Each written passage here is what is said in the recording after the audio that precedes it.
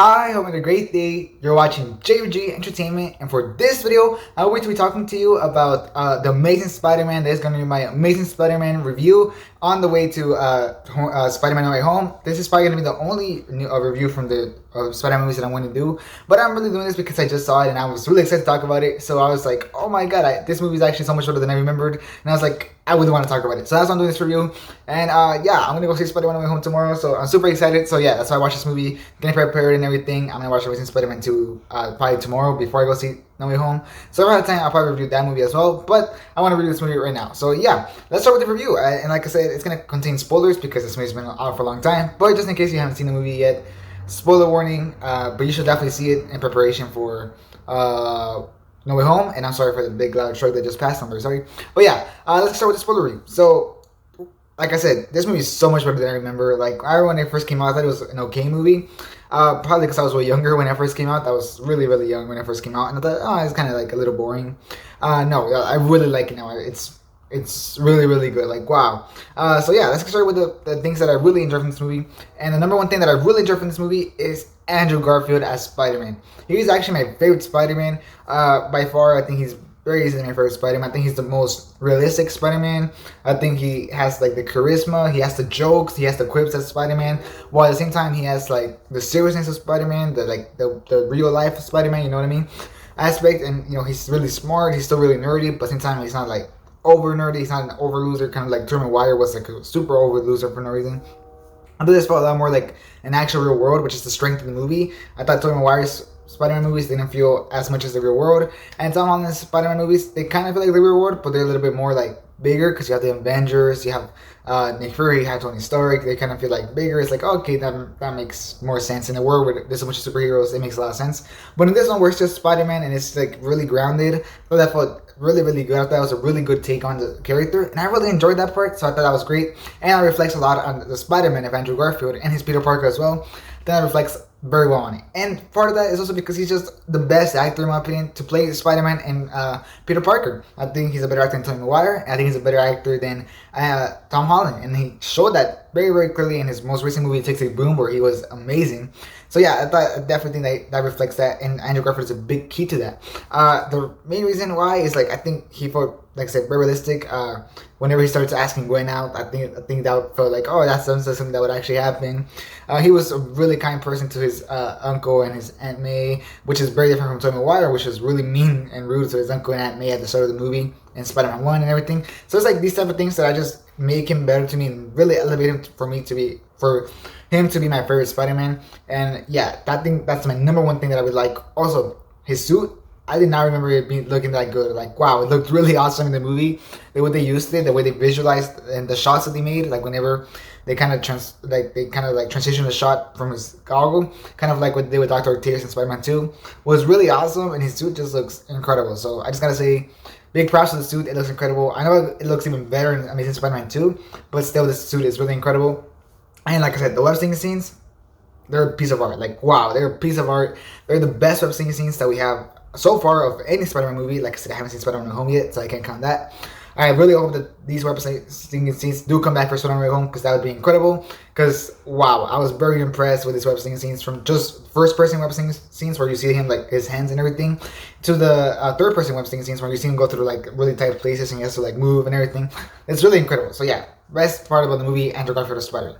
Next thing is that Gwen Stacy. Gwen Stacy is incredible. She's a big upgrade over the other love interest, in my opinion. She's way better than the original MJ, and she's way better than Zendaya's MJ, in my opinion. I think her relationship with Peter Parker actually feels really real, really organic. It seems like something that would actually happen in school.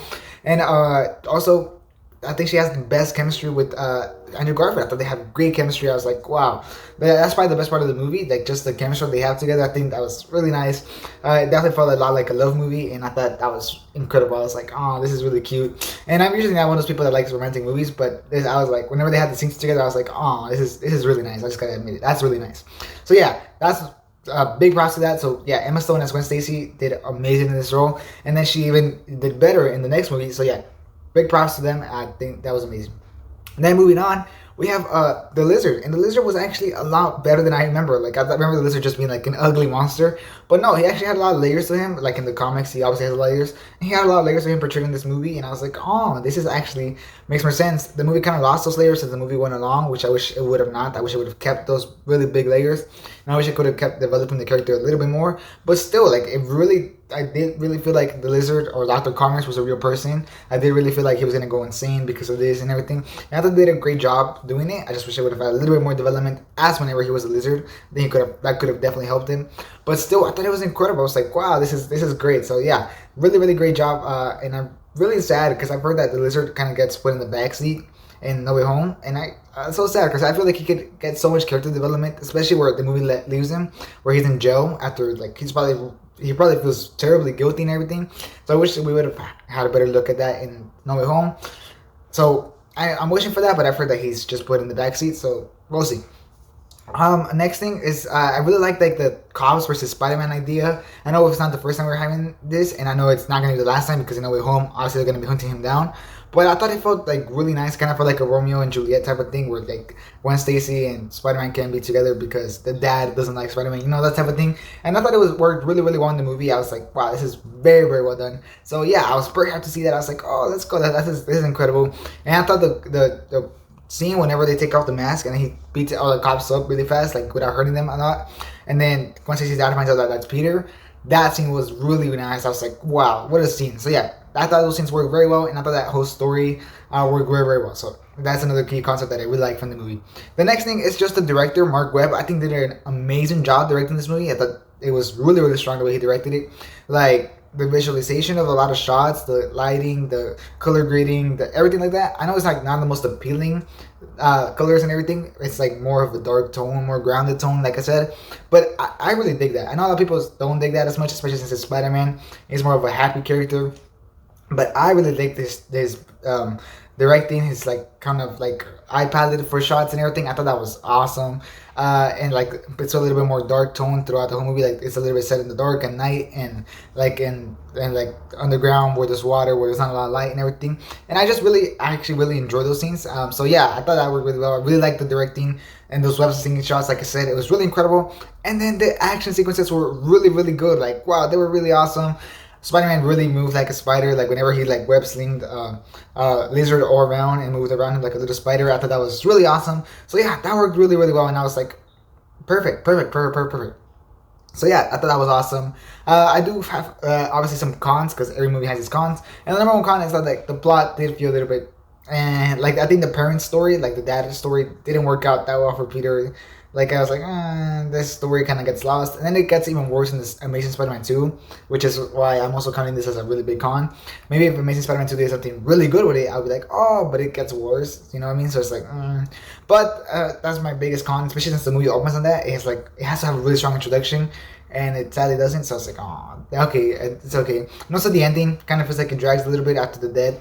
I mean, it makes sense why all those scenes are there. Like I enjoy those scenes, but I can see that not being the strongest ending that the movie could have. Except for whenever he's web singing and then you see the moon. Like the shot itself was really awesome, but like everything before that, like with Gwen Stacy and Flash Thompson and everything, I can see that being cut out and like shortened out a little bit. I think it would work because it kind of felt like a love story-ish. It's like a love story and a Spider-Man movie at the same time. And I can see that being a problem for some people. And I kind of had a little bit of problem at the end because it kind of just felt like there were two completely different stories. It's like, they kind of make me, it's like two different movies in one, you know what I mean? So yeah, the ending kind of really portrayed that problem for me. But besides that, I really did enjoy the movie. I think the script was probably the weakest part. I didn't think there was a lot of great lines in the movie, but I think there was some good lines in the movie, but I didn't think there was a lot of them. And one thing that I really did like was the Uncle Ben.